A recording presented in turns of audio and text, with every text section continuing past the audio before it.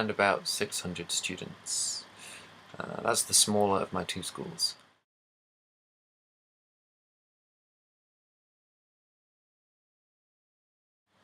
It was very useful. um, as I wrote, I had to carry my laptop around for the first night anyway to give my phone some power. So had I not had my phone, I could have used my laptop for the first night. So I would have been able to contact everybody, let everybody know I was safe, and stay in touch for a little while, but it's a bit awkward to carry a laptop around all the time.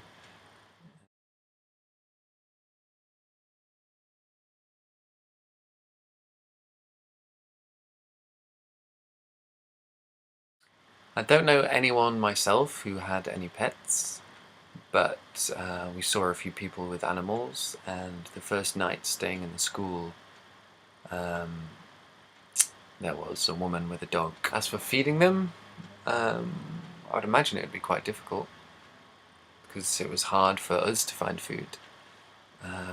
But animals are less picky. In the worst case, they would just get the scraps of whatever the family had. But good question. Not many people think of the animals.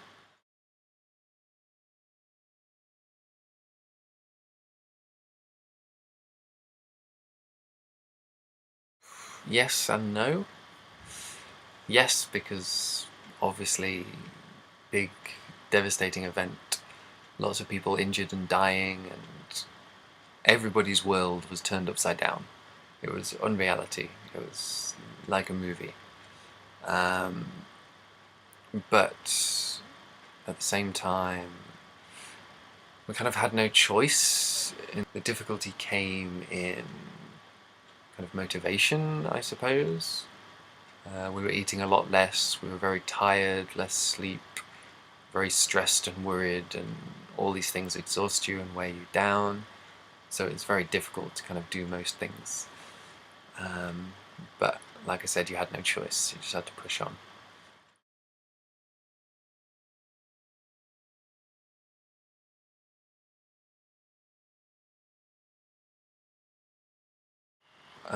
News about what happened in other parts of Japan, or even nearby, came through very slowly. Because it was so little, and even though some of these things were happening only 5 or 10 miles away, um, it wasn't too hard to kind of distance ourselves from it. But when I thought about people I knew and what had happened to them and what they were dealing with, and when I thought about teachers and students especially, I got very upset and concerned because, well, like I said, there's so many students. In total, I teach about 1,400 students, and they come from all over this prefecture, and our prefecture was the worst hit. So I was convinced that some would be injured, some would be lost. So just the thought of that and not knowing was very difficult. Everything else was just like a TV program. It was just, we'd hear news about what was happening and we kind of accepted it as reality, but we had our own things to deal with. Everybody's lives were turned upside down, so we had our own problems of just finding safety, getting food, and that kind of concerned us completely.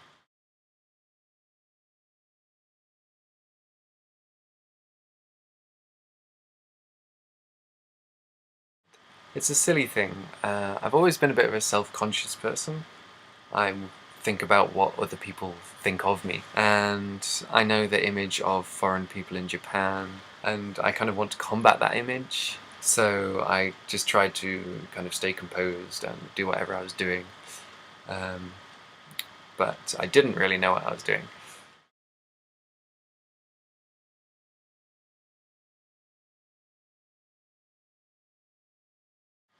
Kind of like in a fun house. I don't know if any of you will have been there, but where they have the shaking floor, it's exactly like that. It's just shaky, shaky, shaky.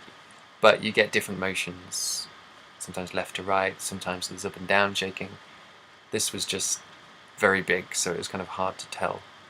But the school I was in is on top of a mountain. Not When I say mountain, don't think of a big snowy Everest. It's just part of the city, there's buildings all over it, but it's a mountain. Very big hill, but it felt like we were just standing on cardboard, and it just went on for so long that it's very strange, because I come from a place where there's just no earthquakes, so it's nothing I've ever experienced before.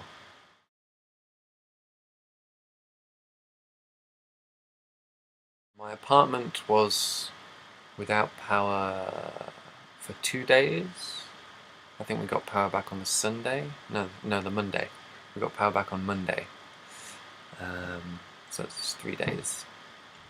But the schools that we were staying in, they had power from Saturday. So the government was obviously focusing on kind of the evacuation centres and the places where most people were, which is rightfully so. Once we had power, I could heat some water in the kettle or the electric pot, so we could have hot water. We could cook food and things like that. But getting food was the problem, and yeah. There's just lots of other things. Everything combined made it a disaster. If you're just without electricity, it's not too bad. If you're just without water, it's not too bad. You find other ways. But everything went at once.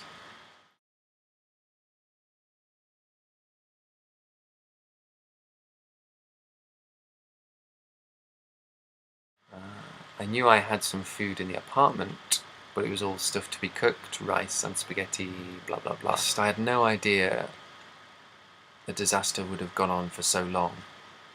At the time of the earthquake, I was kind of hoping things would be back to normal in a day or two. At each meal, each stage, I was thinking, oh, next time we'll be able to have a decent meal, or next time we'll have enough power to be able to cook all the rice or something. But it just kept not happening, and each time we'd have to find different food. But no one really starved in the evacuation centres. They gave out 2 meals a day. It was just like rice balls or pot noodles, but it was something, so people wouldn't starve. And there seemed to be plenty of water at the time. I was never around when there seemed to be any shortage, so that was okay. We just kept on going. But that was definitely the number one concern, and it was why we decided to leave Sendai. When we left the town, there was one supermarket that would open, and the queue was 5 blocks long. And there's no way everybody's going to get served, and there's no way they had enough food to serve all the people they could serve. But each day was like a hunt for food. That was what every day was. We would get up, we'd have some food, and then we'd have to go and look for some food. And we'd go to the market or whatever, and everybody would be trying to buy food. But it wasn't like a mad scramble. If this happened in England or America, people would just go crazy, and they would run into the shop and grab everything they could and blah blah blah blah. And there would be fights, and people would be injured, and it would be horrible. But here in Japan, people are they're still very concerned, but they just were very respectful, and they were still kind of polite to each other, and it was very busy in the shops, but no one would buy too much.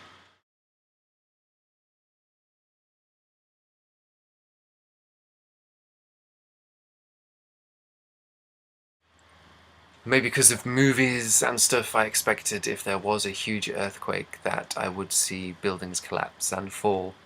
But the place where I was, on top of the mountain, has a wonderful view of the city centre, the entire city.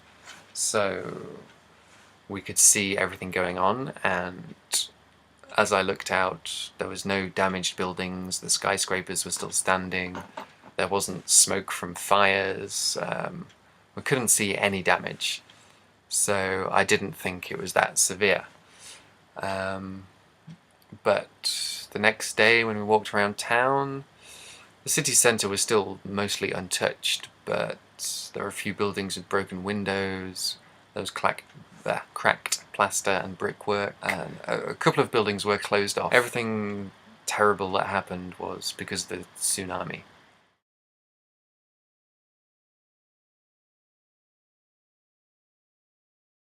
Well, my thought was that my apartment is quite old, and because I wasn't in the apartment when I had the earthquake, I didn't see how it could stand up. Um, both literally and metaphorically. So I was concerned about staying in my apartment during an earthquake. Plus I'm on the second floor. I have some very steep, awkward, dangerous steps that lead up the side of the building to my apartment. And if I was in my apartment during an earthquake, I didn't want to have to evacuate down those stairs because it would be far too dangerous. So I decided to stay in a school.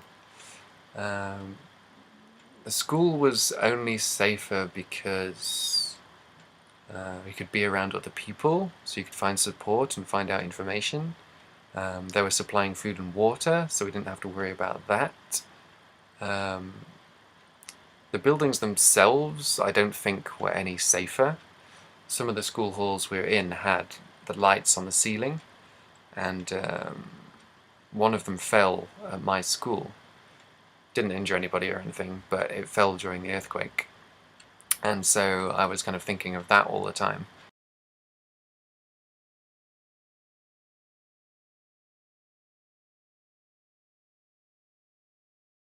Everyone has their own problems and their own concerns, and so it's not that you don't want to help other people or you don't feel for other people, but you have your own things to deal with and you have to make sure you're safe. So we had all these things to think about, which kind of distracted us, because I suppose if you stop and think about it, then you get very upset. We searched for food, that kept us busy. We kind of tried to find out information. Like every time we heard some bad news, like tsunami or the radiation, there would be a period of panic. But during the earthquake itself, I don't know. I guess maybe it's part of my character. Sometimes I worry quite a lot about things happening, but when something bad is actually happening, I'm quite calm and I just deal with the situation.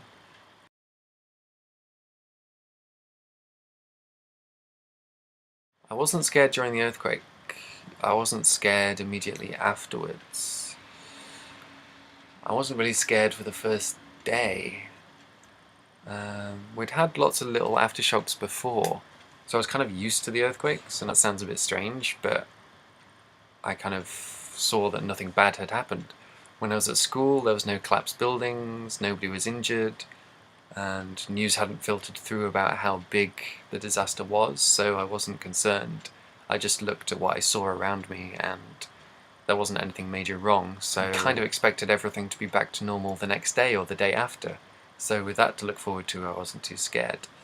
The only time I really got scared was when the concerns about the radiation came up. It was incredibly hard to find reliable information. People were panicking, news reports were giving all sorts of false information. It was hard enough to find anything in English. And of course people are just naturally scared of radiation, nuclear power. Everyone's expecting a Chernobyl, everyone's expecting a big nuclear explosion, and that's the end of life. It's just one of the scariest things ever. So that made me scared when I thought that was a real possibility of that happening. But you kind of deal with it, you think about it, you make a decision, and then you're kind of okay with that, and you have to just act on that. Every time some new information came in, it would kind of shake the idea, and we'd have to rethink everything all over again. And so every time that happened, that's when we'd be scared.